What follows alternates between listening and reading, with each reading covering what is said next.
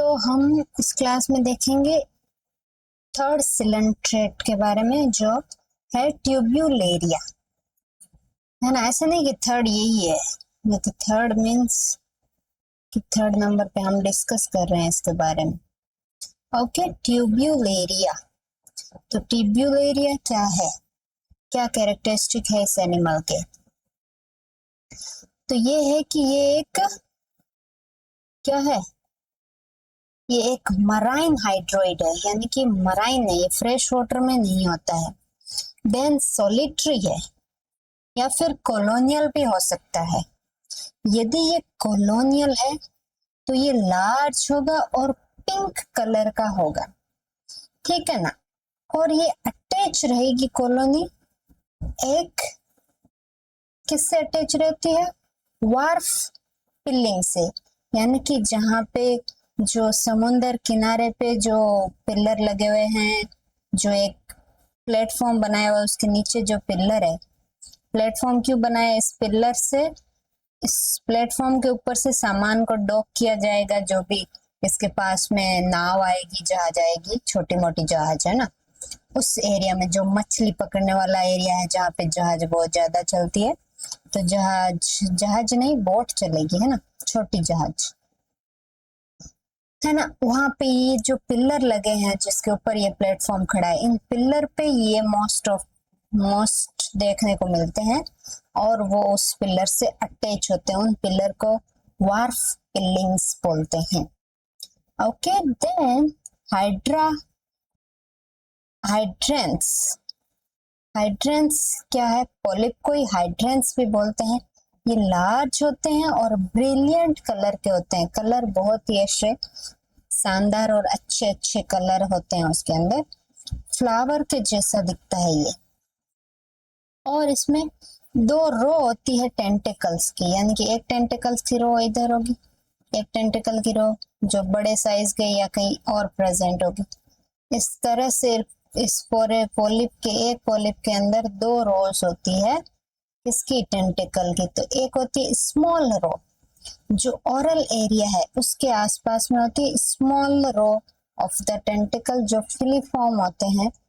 और ये ओरल जो कॉन निकला होता है उसके टिप से शुरू होती है, जिस कॉन, ओरल कॉन को क्या बोलते हैं, हाइपोस्टॉम। ओरल कॉन का ही नाम, दूसरा नाम है हाइपोस्टॉम।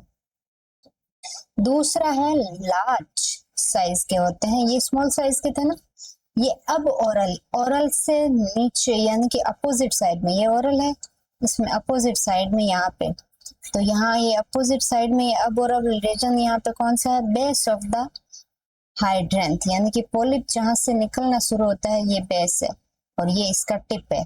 तो एक तो टिप पे होता है, एक बेस पे होते हैं बड़े बड़े। ओके, और ये अब ओरल टेंटिकल्स होते हैं surrounding to the base of the hydranth. Then hydrotheca, ये क्या होता है, ये पॉलिप है ना। हाइड्राथिका क्या होता है, जो हाइड्रेंथ है या पॉलिप है उसके जो मेम ऊपर कवरिंग है उसको हाइड्रेंथ बोलते हैं। बट यहाँ पे ये पेरिस्कार की जो हाइड्रेंथ है वो अब्सेंट होती है, क्योंकि वो जो पेरिसार्क है वो पॉलिप वाला रीजन है, वहां तक नहीं आती है, ये बेस तक ही इसकी कवरिंग आती है, यहाँ तक होगा बस। ये वाली पेरिसार्क है, यहाँ पे पेरिसार्क प्रेजेंट नहीं होती है जहाँ पॉलिप ग्रो हो जाता है। Not grow beyond the swelling, ये जो स्वेलिंग है इसके बाद का जो पॉलिप है, कौन बनना, ऐसे कौन क्या हो गया, तीखा, तो ये स्वेलिंग तक है, इस तीखे वाले पार्ट में आगे नहीं जा रही है। तो ये stalk at the base of the hydranth, hydranth के बेस तक ही रहती है, यहाँ तक ही रहती है, कौन वाले एरिया में नहीं होती है। देन जो कॉलोनी है वो डायसिस होती है, यानी कि मेल और फीमेल अलग अलग पार्ट, अलग अलग पॉलिप होता है, ये पॉलिप मेल होगा तो ये फीमेल होगा, ऐसे एक के अंदर ही दोनों पार्ट नहीं होते हैं।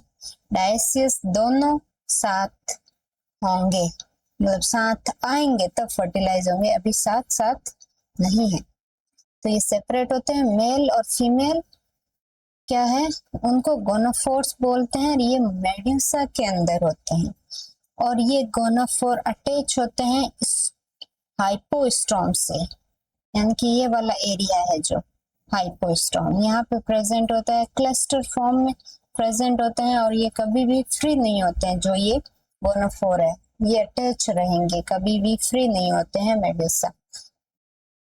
गोनोफोर का शेप क्या है, मेडुसा है तो ये बेल शेप का होगा। और जो फर्टिलाइज एग है वो गोनोफोर के अंदर ही होते हैं, वो फ्री नहीं होते हैं।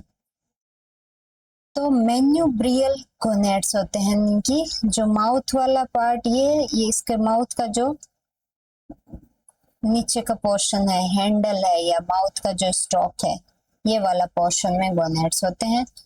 और यहाँ पे 4 नोब में टेंटेकल भी प्रेजेंट होते हैं, यानी मेडियल गोनेड के आसपास टेंटेकल भी है 4 नोब में, यानी कैसे इस टाइप से, है ना। और इसके अंदर 2 लार्वल फॉर्म होती है। शुरू में ये होता है प्लेन्यूला, और फिर प्लेन्यूला का मेटामॉर्फोसिस होके वो कन्वर्ट हो जाता है एक्टिन्यूला के अंदर। तो प्लेन्यूला जो सबसे पहला एग के बाद जो पहला लार्वा बनेगा वो सीलिएटेड होता है, माउथ उसमें नहीं होता है और वो फ्री स्विमर भी नहीं होता है, ठीक है। फिर ये मेटामॉर्फोसिस होके पोलिप्लोइड फॉर्म हो जाता है, उसमें टेंटेक्युलर फॉर्म होते हैं और ये थोड़ा फ्री स्विमर होता है, जिसको एक्टिन्यूला बोलते हैं। और इन लार्वा को हम एंसेस्टर सिलेंट्रेट बोलते हैं, कि इन्हीं से सिलेंट्रेट का क्या हुआ है, डेवलपमेंट हुआ है, यानी कि ये पुराने सिलेंट्रेट माने जाते हैं। ओके, तो ये देखिए इसका स्ट्रक्चर। अब स्ट्रक्चर में हम इसको लेबल करेंगे, लेबलिंग देख लेते हैं इसकी, है ना। तो लेबलिंग में देखो जो ये वाला पोर्शन है इसको बोलते हैं ओरल टेंटेकल, और ओरल टेंटेकल क्या थे, डिस्टल, यानी कि ये रीजन है साइड वाला, डिस्टल या फिर ओरल टेंटेकल्स है, सबसे बॉडी के पूरे लास्ट में आके हो रहा है ना। और जो ये वाले टेंटेकल है इनको बोला जाता है प्रोक्सिमल या फिर अब ओरल, ओरल के अपोजिट अब ओरल टेंटेकल, है ना। ये ओरल के हैं, इस ओरल के ये अपोजिट बेस पे लगे हुए हैं, किसके बेस पे, ये पॉलिप के या हाइड्रेंथ के बेस पे लगे हुए हैं। देन आता है ये वाला रीजन, जिसको हम अलग कलर में दिखा सकते हैं, ये वाला रीजन है ना, ये वाला इतना सारा, ये इस रीजन को बोलते हैं स्टमक रीजन है, ये स्टमक। ओके, देन आता है कि ये जो है ये क्या है, ये गोनोफोर है। ओके, एंड ये है स्टॉक, जिससे ये सरफेस से अटैच रहते हैं। स्टॉक के जो भी बाहर की मेम्ब्रेन है उसको बोलते हैं पेरिसार्क, और ये पेरिसार्क यहीं तक होती है, इसके बाद नहीं होती है। और ये अंदर वाली लाइन है, इसको बोलते हैं सिनोसार्क। ओके, तो ये था हमारा एनिमल का नाम क्या, ट्यूबिलेरिया। तो ये ट्यूबिलेरिया के बारे में इतना सारा हमने डिस्कस किया है ना। हाउ सिंपल सा था, बहुत सारी चीजें तो बाकियों में है वैसे ही है, क्या सिमिलरिटी क्या डिफरेंस है वो समझ आ रहा होगा आपको। Okay, tata, bye bye.